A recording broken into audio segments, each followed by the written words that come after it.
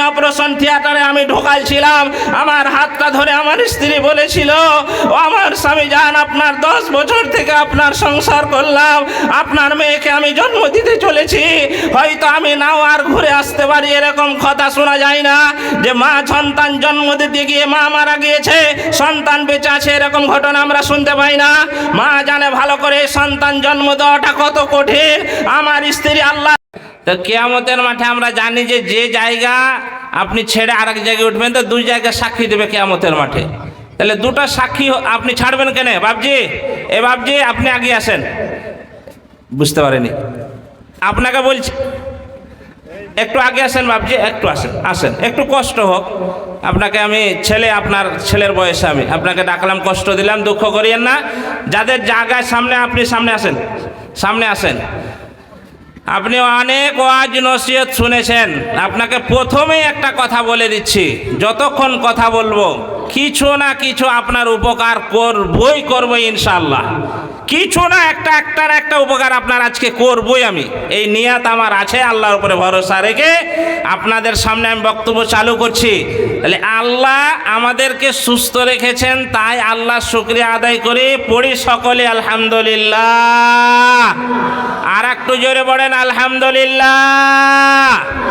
দিনার প্রশংসার পর বিশ্বের নবী মামিন আল্লাহ মুরুদুল্লাহ জনাবে মুহাম্মদুর রাসূলুল্লাহ সাল্লাল্লাহু আলাইহি ওয়াসাল্লাম, তিনার উপরে শত সহস্র দরুদ ও সালাম অবতীর্ণ হোক।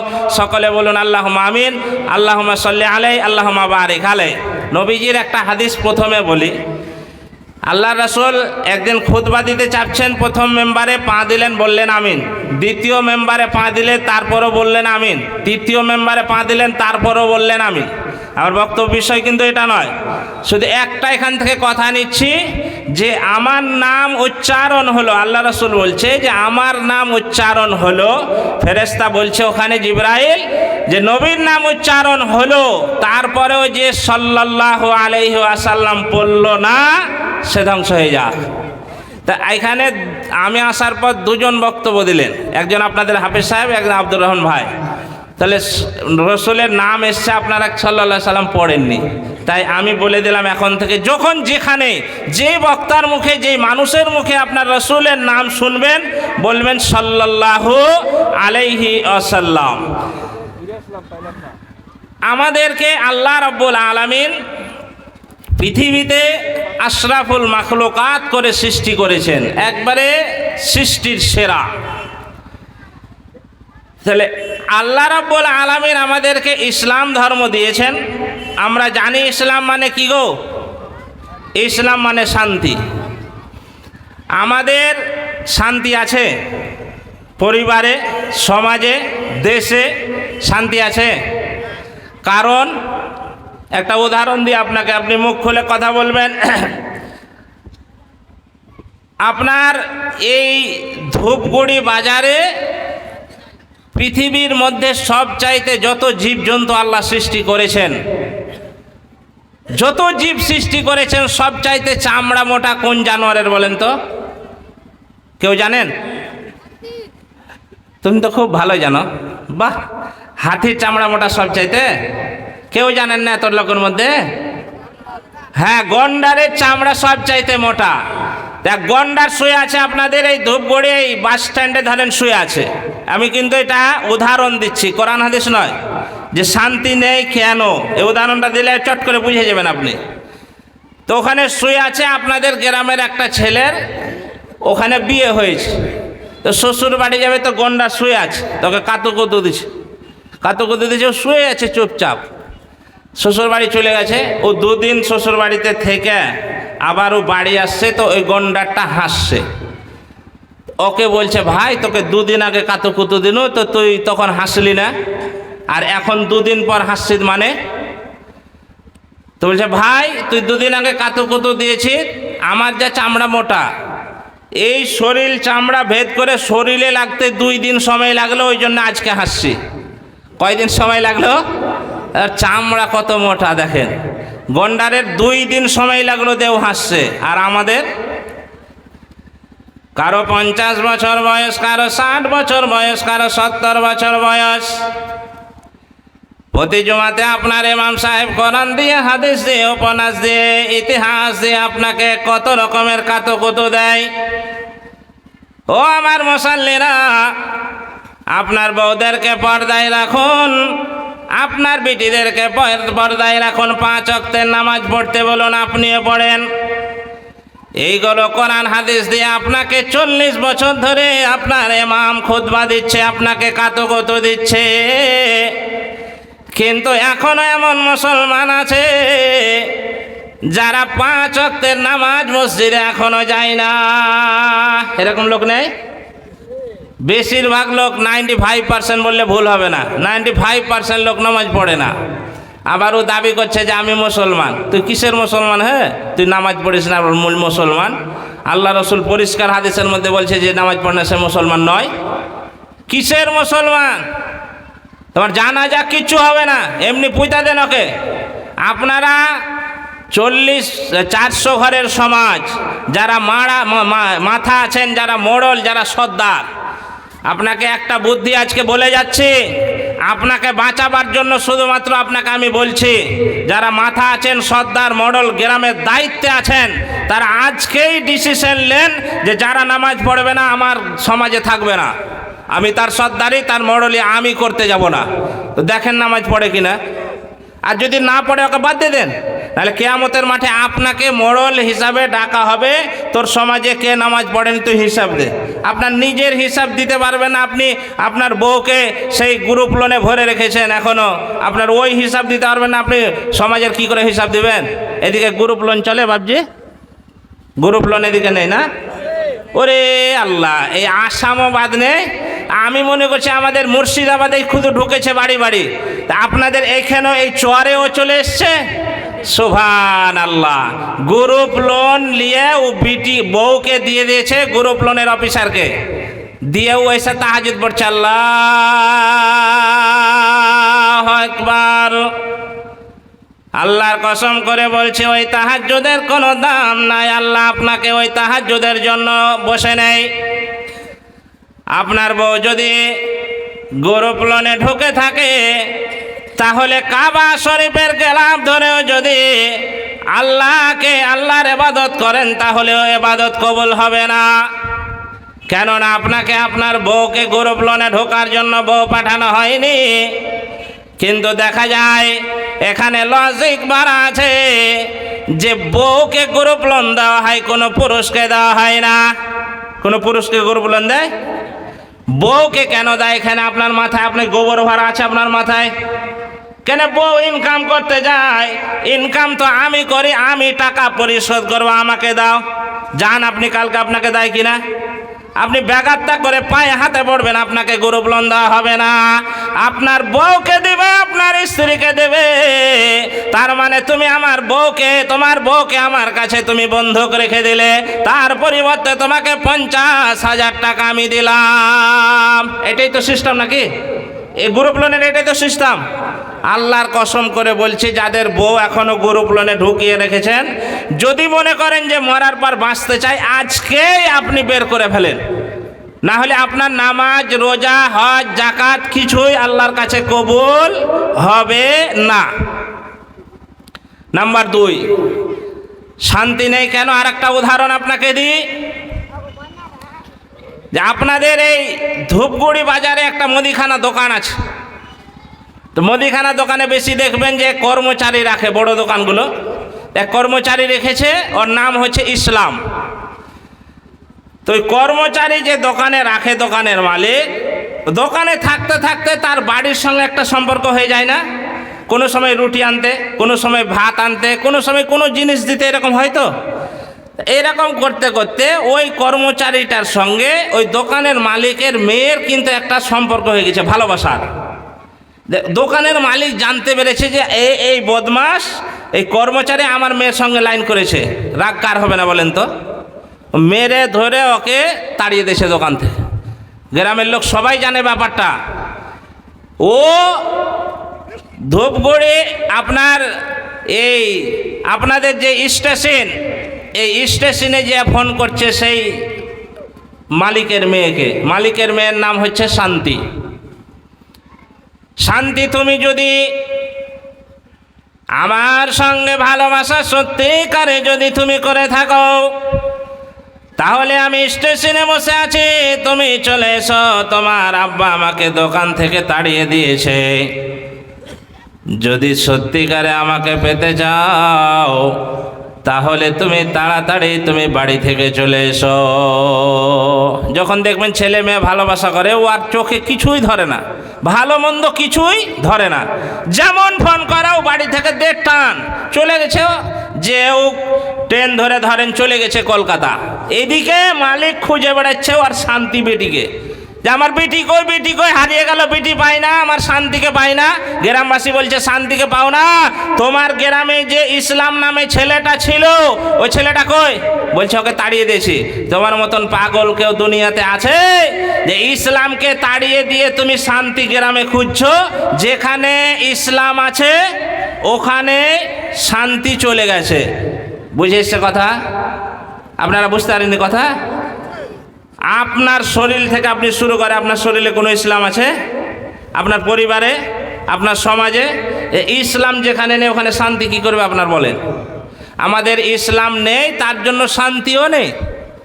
ইসলাম আমরা কোনো জায়গায় ফলো করি না, তার জন্য আমাদের শান্তিও হারিয়ে গিয়েছে। তো আমাদেরকে ইসলাম ফলো করতে হবে। আমি যে আয়াত আপনাদের সামনে পড়েছি, খুব গুরুত্বপূর্ণ একটা আয়াত। এই আয়াতকে সামনে রেখে কিছু কথা বলে আমি আমার বক্তব্য বিষয় ইতি করবো ইনশাআল্লাহ। ওমা তৌফিক ইল্লা বিল্লাহ। আল্লাহ রাব্বুল আলামিনের প্রশংসা করে শেষ করা যায় না, এটা আমরা শুনে আসছি, এটা আমরা জানি। কেন শেষ করা যায় না? একটা ছোট্ট আপনাকে উদাহরণ দিচ্ছি। বিজ্ঞান বলছে একটা মানুষ 24 ঘন্টা বেঁচে থাকতে গেলে তাকে 16 কেজি করে অক্সিজেন দরকার হয়। 16 কেজি অক্সিজেন আপনি কিনতে যান, যখন অক্সিজেন শর্ট পড়ে যায় তখন এই বড় সিলিন্ডার লাগানো হয় নাকের সাথে, অনেক রুগীতে লাগায় না? ওই সিলিন্ডার আপনি জিজ্ঞেস করেন, কম করে 2000 টাকা কিলো তার বিল উঠে। 2000 টাকা কিলো যদি অক্সিজেনের বিল হয়, তাহলে 16 কেজি করে প্রত্যেক দিন আপনাকে আল্লাহ দিচ্ছে ফ্রিতে।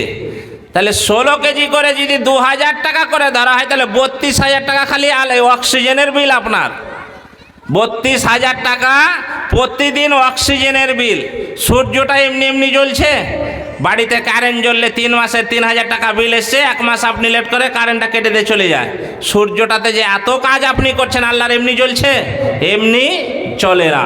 সূর্যের পিছনে আল্লাহর অনেক খরচ, ক্ষয় খরচ আছে। তা আপনি যে সূর্যের তাপ উপভোগ করছেন, এটার বিল নেই? কোনোদিন আল্লাহ আপনার কাছে চেয়েছে? অক্সিজেনের বিল আল্লাহ কোনোদিন চেয়েছে? আল্লাহ বলছেন তোকে অক্সিজেনের বিল লাগবে না, সূর্যের তাপের বিল লাগবে না রে বান্দা।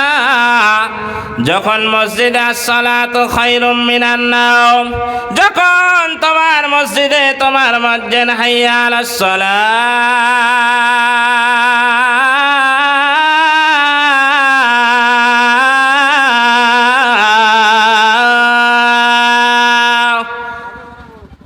হাইয়া আলাল ফালাহ,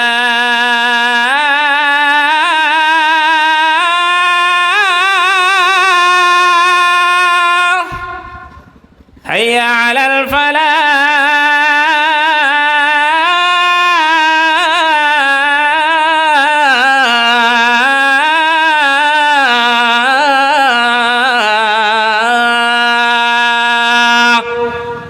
যখন তোমার মসজিদে তোমার মুয়াজ্জিন ডাক দেয়, তখন তো দুনিয়ার কাজকে ছেড়ে দিয়ে আমার কাছে একবার 10 মিনিটের জন্য চলে এসো রে বান্দা। তারপরে তুমি বেরিয়ে যাও, তোমার সংসারের কাজ করো, তোমার দুনিয়ার যাবতীয় কাজ তুমি করো। আমি তোমাকে মসজিদে বসে থাকতে বলিনি। যখন তোমার ডাক আসবে, শুধু আমাকে সিজদা করে নাও, তারপরে তুমি তোমার কাজে চলে যাও। আল্লাহর শুকরিয়া কেন আদায় করে শেষ করতে পারবো না? আমাদেরকে কথা বলার শক্তি দিয়েছে, চক্ষু দিয়েছে, কান দিয়েছে, কত মানুষকে আল্লাহ অন্ধ করে পাঠিয়েছে, আপনাকে তো অন্ধ করে পাঠায়নি বাপজি। দুনিয়ার 50-60 বছর বয়স আপনার, 60 বছর বয়স থেকে কত সুন্দর সুন্দর দুনিয়ার আপনি জিনিস দেখতেছেন, মাঠ ঘাট দেখতেছেন, সন্তান সন্ততিকে কত আপনি যে শান্তি করে আপনি দেখতেছেন। আল্লাহ চোখ না দিয়ে অন্ধ করে আপনাকে বানাতে পারতো, কিন্তু আল্লাহ আপনাকে চোখ দিয়েছে, কানে কি সুন্দর করে আপনি শুনতে পান। যারা কানে শুনতে পায় না তাদেরকে যে জিজ্ঞেস করুন যে কানে শুনতে না পেলে কি অবস্থা। যারা কানে একবারে শুনে না তাদের কি অবস্থা। যখন স্বামী স্ত্রীতে রাত্রে কথা বলে তখন পাশের ঘর থেকে শোনা যায়, যেহেতু কানে কিছু শুনতে পায় না, কিন্তু আপনার টোকা দিলে আপনি কানে শুনতে পান বাপজি। আপনার স্ত্রী আস্তে করে যদি কানের কাছে মুখটা নিয়ে কথা বলে, তাহলে কানে এমন একটা মেশিন আল্লাহ রাব্বুল আলামিন লাগিয়ে দিয়েছে, ওই মেশিনে চট করে আপনি বুঝতে পারেন যে আমার স্ত্রী কি বলতেছে। চোখ কান কত বড় নিয়ামত আল্লাহর জানেন, সুবহানাল্লাহ।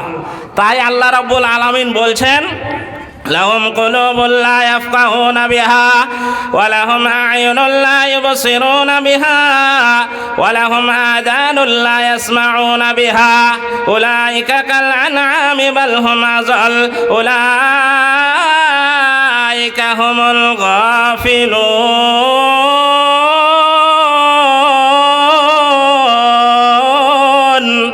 আল্লাহ রাব্বুল আলামিন বলছেন, বান্দারে তোকে অন্তর দিলাম, হৃদয় দিলাম চিন্তা ভাবনা করার জন্য, চক্ষু দিলাম, তোকে কান দিলাম, এগুলো ভালো কাজে লাগাবি। বান্দা তোর অন্তর থাকার পরে যদি ভালো মন্দর তুই বিচার না করে, তোর চোখ থাকার পরে যদি তুই চোখের ভালো বিচার না করে, তাহলে আল্লাহ রাব্বুল আলামিন বলছেন এরা মানুষ নয়, এরা পশু চতুষ্পদ জন্তুর চাইতে নিকৃষ্ট, বাল হুম আযাল, এরা পশুর চাইতেও নিকৃষ্ট। কোন মানুষটা জানেন না যে 5 ওয়াক্তের নামাজ আমাদের উপরে ফরজ করা হয়েছে? একজন হাত তুলেন। এমন কেউ আছেন যে জানেন না যে 5 ওয়াক্ত আমাকে নামাজ পড়তে হবে? এই বিবেক নেই, নেই কারণে জানেন না এটা। তাহলে আপনি যান না মসজিদে, আপনার বিবেকে কুত্তাতে পেশাব করেছে, আল্লাহর এত নিয়ামক ভোগ করে আপনি মসজিদে যান না। আর বড় বড় মানে ভাষণ মানের আপনি রাস্তাতে, মৌলবীরা কি জানে আমার ইমান পাকা ইমান, চায়ের দোকানে বসে কি ভাষণ। তুমি মরে দেখো আকাশমণির ডাললে ফেরেশতারা বসে আছে কবরে, বাটাম ফাটাবে আপনি মরে দেখেন নামাজ না পড়ে। যে এত সুন্দর করে আল্লাহ আপনাকে তৈরি করলে, কত হাত দিলে পা দিলে, কি সুন্দর বডি আপনাকে দিয়েছে, কত মানুষের ট্যাং নেই, কারো হাত নেই, আপনাকে এত সুন্দর করার পরে আপনি আল্লাহর ডাকে আপনি সাড়া দিচ্ছেন না। জি সুবহানাল্লাহ। আল্লাহ আপনাকে এমনি ছেড়ে দিবে? অতএব আল্লাহর শুকরিয়া আদায় করে আমরা শেষ করতে পারবো না। আল্লাহর গুণগান গানলে রাত পার হয়ে যাবে, শেষ হবে না। এবার আসুন আমি যে আয়াত আপনাদের সামনে পড়েছি সেই আয়াতের তরজমা একবার আমরা শুনে নিই। আল্লাহ রাব্বুল আলামিন বলছেন, কুল তাআলাউ আতলু মা হাররামা রাব্বুকুম আলাইকুম আল্লা তুশরিকু বিহি শাইআ ওয়া বিল ওয়ালিদাইনি ইহসানা। হে নবী আপনি বলে দেন। নবী বলছেন, আমার সাহাবারা তোমরা সামনে এগিয়ে এসো, আল্লাহর তরফ থেকে যা নাজিল হয়েছে তোমাদেরকে আমি শুনিয়ে দিচ্ছি। আল্লাহর নবী সেদিন সাহাবেদেরকে সামনে রেখে কথা বলেছেন। আজকে আসা আমি সে আপনাদের সামনে আল্লাহর নবীর কথাটাই আমি শুধুমাত্র আপনাদেরকে শোনাতে চাই। আল্লাহর নবী সেদিন বললেন, আল্লাহ তুশরিকু বিহি শাইআ। ওরে আমার সাহাবারা, তোমরা গুনাহ যাই করো না কেন, খবরদার খবরদার আমার আল্লাহর সঙ্গে কাউকে শরীক করবে না। শিরকের গুনাহ থেকে তোমরা দূরে সরে থাকবে।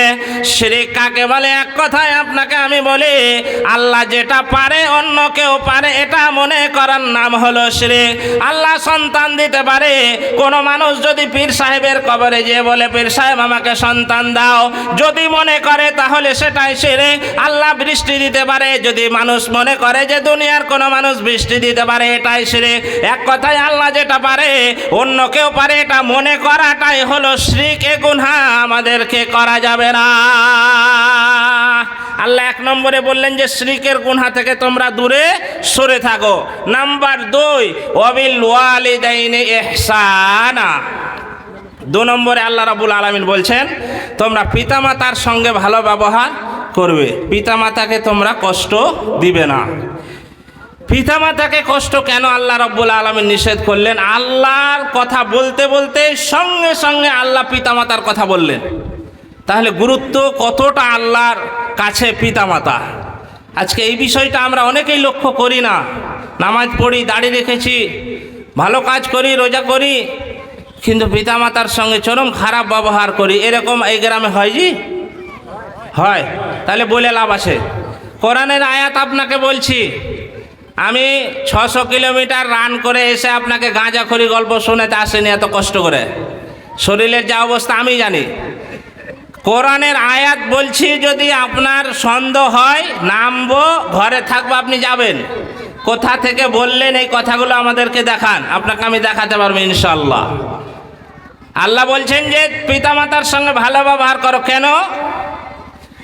আল্লাহ ভালো করেই জানে যে আমার পরে পরে পৃথিবীতে একটা সন্তানের জন্য সবচাইতে যে বেশি কষ্ট করেছে সে হলো মা আর বাপ, তাই তো?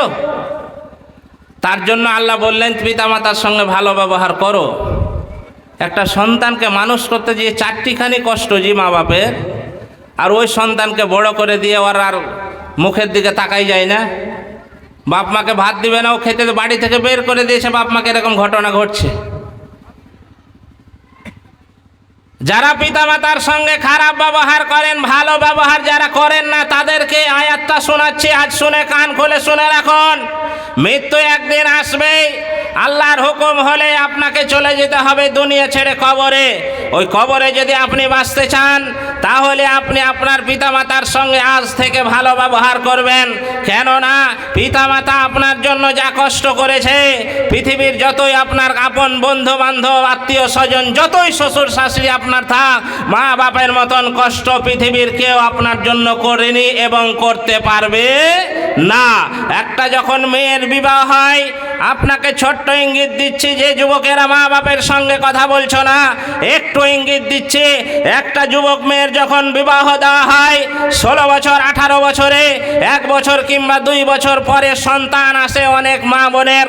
আসার পরে দেখবেন তাদের জি বমি বমি করে, তাদের পেটে ব্যথা করে, তাদের খাওয়ার ঢোকে না, জি মানে বমি হয়ে যায়।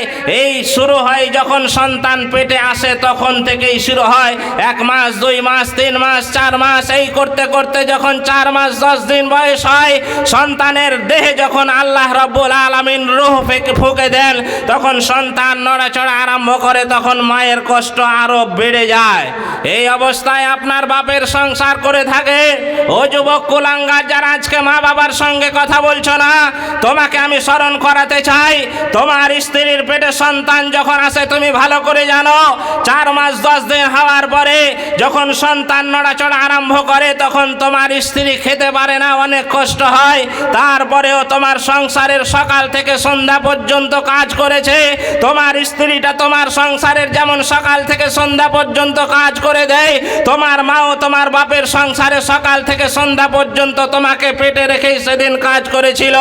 শুধু তাই নয়, 4 মাস 5 মাস 6 মাস যখন সন্তানের বয়স হয়ে যায়, সংসারের কাজ মায়েদের কিন্তু কোনোদিন ছুটি পায় না, সংসারের কাজ করতেই হয়। মায়েরা দেখবেন সকলের যখন বাড়ির খাওয়া দাওয়া শেষ হয়ে যায়, সন্ধ্যা রাত্রিবেলাতে শোয়ার সময় শেষের সময় মায়েরা খেতে বসে। এরকম অনেক সময় দেখা যায় যেই মা বোনদের পেটে সন্তান থাকে, সারাদিন কাজ করার পরে যখন রাত্রিতে থালাটা নিয়ে বসে যে চেটে খেয়ে আমি ঘুমাবো, ওই থালা নিয়ে বসা অবস্থায় সন্তান যখন পেটে লাথি মেরে দেয় অজান্তে। ও কুলাঙ্গার যুবক সন্তান, যারা আজকে মায়ের সঙ্গে সম্পর্ক রাখনি, যারা বাপের সঙ্গে সম্পর্ক রাখনি, তোমাকে আমি বলছি তোমার মায়ের পেটে অজান্তে তুমি সেদিন লাথি মেরেছিলে। দুনিয়ার সমস্ত মানুষ সেদিন ঘুমাতে পেরেছিল, কিন্তু তোমার মা সেদিন তোমার লাথি মারার কারণে তোমার মা সেদিন ঘুমাতে পারেনি। সবাই বাড়িতে খাওয়া দাওয়া করে ঘুমিয়ে গিয়েছিল, তোমার লাথি মারার কারণে তোমার মায়ের পেটে যন্ত্রণা আরম্ভ হয়ে গিয়েছিল। তখন মা থালাটাকে সরিয়ে দিয়ে একবার উঠেছে আর একবার উঠ বসেছে, তারপরেও তোমার কাউকে বলতে পারেনি যে আমার মা পেটে সন্তান লাথি মেরে দিয়েছে। তোমার কারণে তোমার মা সেদিন খায়নি, না খেয়ে ঘুমিয়ে গিয়েছিল। এই জিনিসটা একদিন হয়নি, 2 দিন হয়নি, 3 মাস, 5, 7 মাস, 8 মাস, 9 মাস, 10 মাস, 10 দিন পর্যন্ত তোমার মায়ের সেদিন হয়েছে। এত কষ্ট করার পরেও তোমাকে একদিনের জন্য বলেনি যে তোর জন্য আর কষ্ট করতে পারবো না। যখন মায়েদের 8 মাস সন্তানের বয়স হয়ে যায়, সন্তানের ওজন আরো বাড়তে থাকে, মায়েদের কষ্ট আরো বাড়তে থাকে। যখন 9 মাস, 10 মাস, 10 দিন হয়ে যায়, ডেলিভারির সময় যখন কাছে আসে, তখন অনেক মাকে দেখেন কেউ নার্সিং হোমে আমরা নিয়ে যাই, কেউ হসপিটালে নিয়ে যায়, কেউ বাড়িতে ডেলিভারি হয়ে যায়। দেখবেন যখন নার্সিং হোমের থিয়েটারে ঢোকানো হয়, এই অপারেশন থিয়েটারে যখন ঢোকানো হয়, আমার স্ত্রী